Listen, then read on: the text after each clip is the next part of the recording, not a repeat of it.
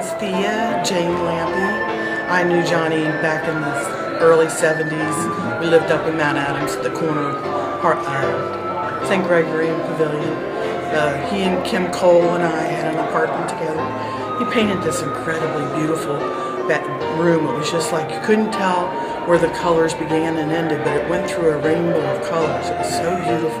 Oh, he was so vibrant. I mean, when I first knew him, he was going to New York and trying out. He had all this incredible energy. It was Johnny Schott, Wow.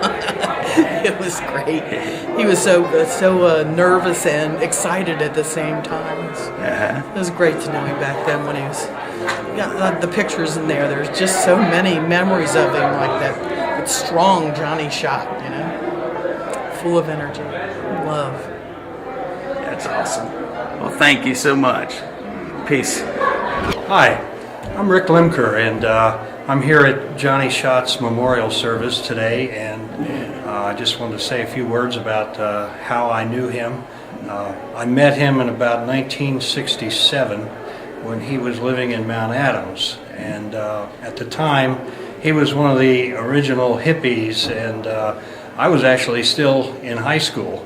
But I played in a band, and our bands kind of, got to know some band people, and we went over there, and we would go over to Mount Adams occasionally and hang out at his place. And subsequent to that, though, I had a working relationship with him in that I did some recording for his band, the Black Watch, which were used for promotion. They weren't used for albums or anything like that.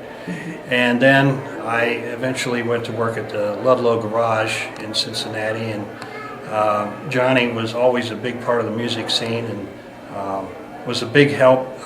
Years later, when we had our 25th reunion and 27th, he provided a lot of assistance in coordinating things and getting things set up there, and we worked pretty closely on that.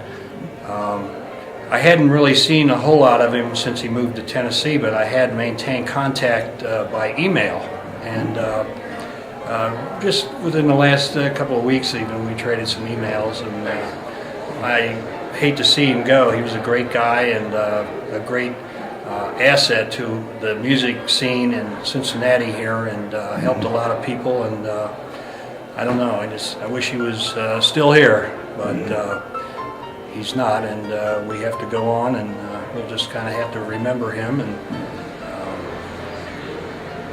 leave it at that. Yeah. He did work as an entertainment booking agent on behalf of the event sponsors, and worked for people that had street fairs and festivals and things like that to book the bands in. And even though he lived in Tennessee at this particular time, he was still very active in booking bands and events here in the Cincinnati area and around our region in general. This is Bob Cushing. I'm a solo acoustic act. I've been kind of a fixture around the Cincinnati area for quite some time now, and just would like to say a few words about Johnny Schott. Johnny was a wonderful guy. He was a mentor as such to me. Back in the 1990s, when my old band split up and I struck out on my own as a solo act, I kind of cut my teeth at his open mic nights, various ones around town. Chase's Fox and Hounds up in Mount Adams, and Tommy's on Main, and Zippers in Covington and whatnot. And it was a great opportunity for me to try out new material and whatnot. And Johnny also booked me quite a few events over the years: Mayfest, Acoustic Lunch Series, Get a Fest.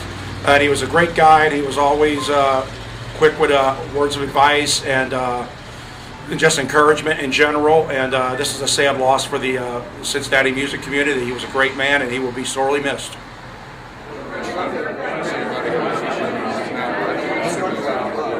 Jim, I do. I don't think I've ever been out to see you play, and you're one of the guys out there that's making it look cool, okay? It's amazing. Very active in the music business, obviously.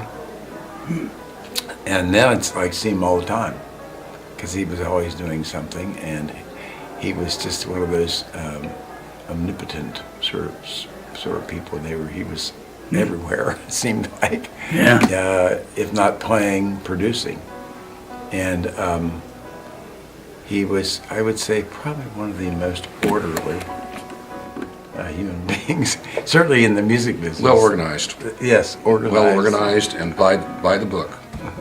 By the book, that's Yeah. right. And it was either Johnny's way or no.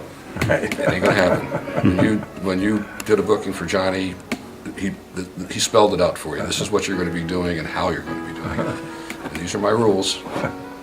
So, Which is so unique in those days, still today.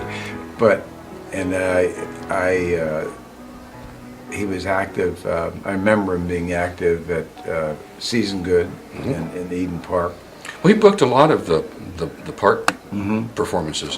One of the first, back even with the Lemon Pipers, there was a gig that he booked at one of the parks, and I can't remember which one. It was the first time the Pure Prairie played out. And Oh, really? they only had like enough tunes to do like 40 minutes. The band had been together like 6 weeks or something. Uh-huh. But Johnny was really excited about having him there, and he would always get up and do a couple of tunes. He'd always grab his guitar and his hat and play a couple of tunes. But like you, I kind of lost touch with Johnny as I got away from the music business altogether for the most part for about 20 years. And I got a call from Johnny a few years ago telling me about this new organization that Gary Burbank, it was kind of Gary's brainchild. It was called Play It Forward.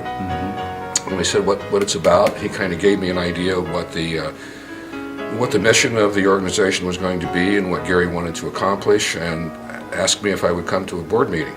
And they asked me to be on the board. So Johnny was one of the founding members of Play It Forward, and really was integral in getting that organization off the ground.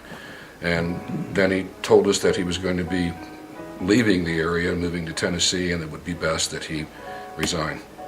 So that's kind of the way that went down. But yeah, the guy was very into the mission of the organization, which is musicians helping musicians.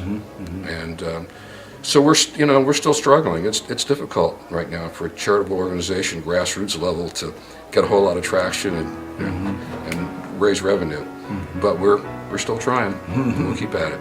He played with the Haywoods, and did he play with Haymarket Riot? Yep. No. But they didn't play at the Garage. I don't ask me how that didn't happen. I don't know. Blackwatch, I don't think played. No, at the Garage. Blackwatch I think was. I don't know if they were still around when the Garage started in 69. 69. I tell you what, actually, I think where he did play, sort of for me, I was the director of the Hyde Park Teen Center in 1967, 68. Lemon Pipers, Grateful Dead. Lemon Pipers played there.